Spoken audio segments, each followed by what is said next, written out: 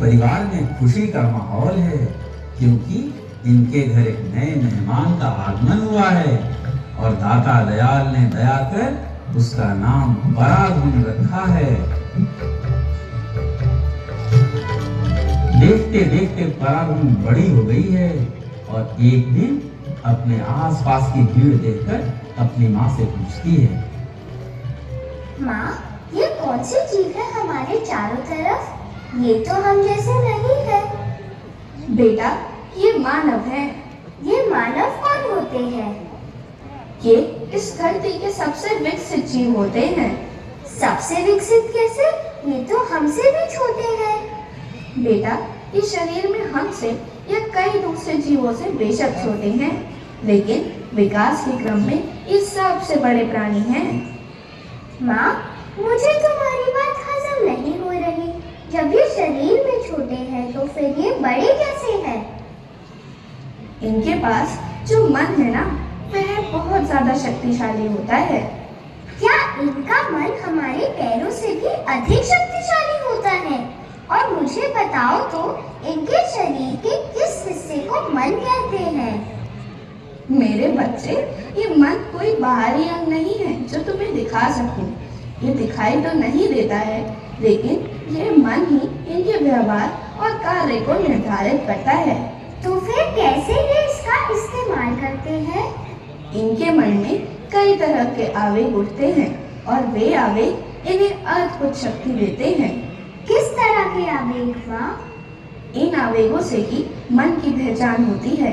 ये आवेग कई तरह के होते हैं, जैसे क्रोध, लोभ, अहम, अभिमान, ईर्ष्या, दीनता, सहयोग, प्रेम, समर्पण आदि।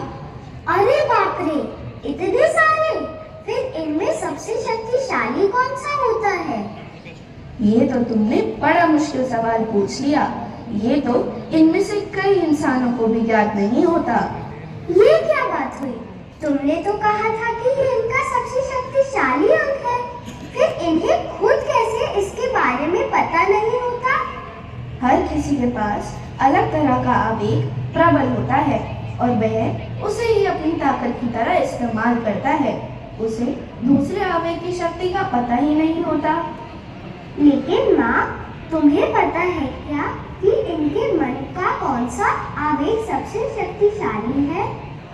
मैं इतने सालों से इनके बीच रहकर कुछ तो इन्हें समझने लगी हूँ, फिर भी मैं तुम्हारे सवाल का सीधा उत्तर नहीं दूंगी। लेकिन क्यों? मैं तुम्हें इनके अलग अलग रूप दिखाऊंगी और फिर तुम खुद समझना कि इनके मन का कौन सा रूप कैसा है और कितना शक्तिशाली है। फिर दिखाओ ना माँ। आओ चलो दिखाती हूँ। बढ़ते रहिए, सड़क के बीच में मत चलिए, किनारे होकर चलते जाइए।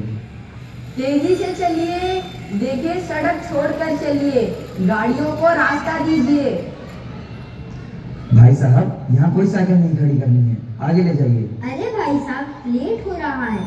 साइकिल ही तो है, इधर खंबे के पास खड़ी कर देता हूँ, किसी को कोई दिक्कत नहीं होगी। अरे आपको मना कर रहा हूँ, आपको सुनाई नहीं दे रहा है क्या? आप नाराज मत होइए, जल्दी ही हटा लूँगी। हटा लूंगा का क्या मतलब है? अभी हटाइए। यहाँ साइकिल बिल्कुल नहीं खड़ी कर सकते। जो कहा जाता है उसे सुना कीजिए, यहाँ मनमानी नहीं चल सकती। जी भाई साहब, अभी हटाता हूँ, नाराज मत होइए। देखा, ये लोग ऐसे सुनते ही नहीं। जब कसकर डांटा तब किसे यहाँ से। एक तरफ होकर चलते रहिए। यहाँ कोई साइकिल नहीं खड़ी करनी है, आगे ले जाइए। सर प्लीज यहाँ खड़ी मत कीजिए। भाई साहब, साइकिल कितनी ही जगह ले लेगी, आगे तो और जगह नहीं मिलती, फिर परेशानी बढ़ जाती है। सर मानता हूँ ज्यादा जगह नहीं लेगी, लेकिन अगर आपने खड़ी की तो 10 और लोग खड़ी करेंगे, हम फिर कैसे दूसरों को मना करेंगे? आपसे विनती है आगे ले जाइए, वहाँ दूसरे वॉलेंटियर हैं जो आपकी मदद कर देंगे। आप परेशान नहीं हो। ठीक है जी, जैसा आप कहें। तो पराधुन, क्या देखा तुमने? माँ, जो लाल कुर्ते में इंसान था वह तो बहुत गुस्से में बातें करता था, ऐसा क्यों?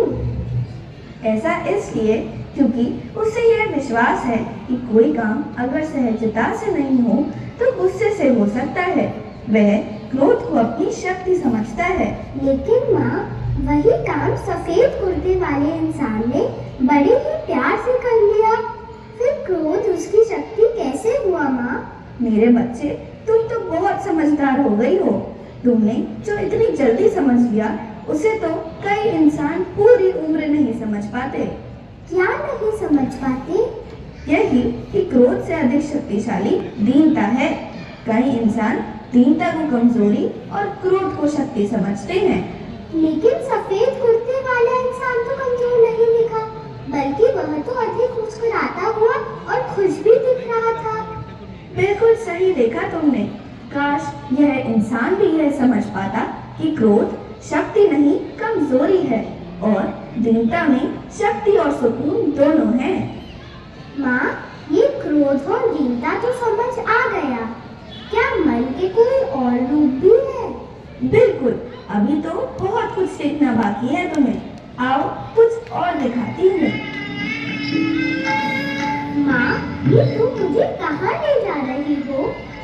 आओ तुम्हें मन के कुछ और रूप दिखाती हूँ, जिसे तुम खुद देखना चाह रही थी।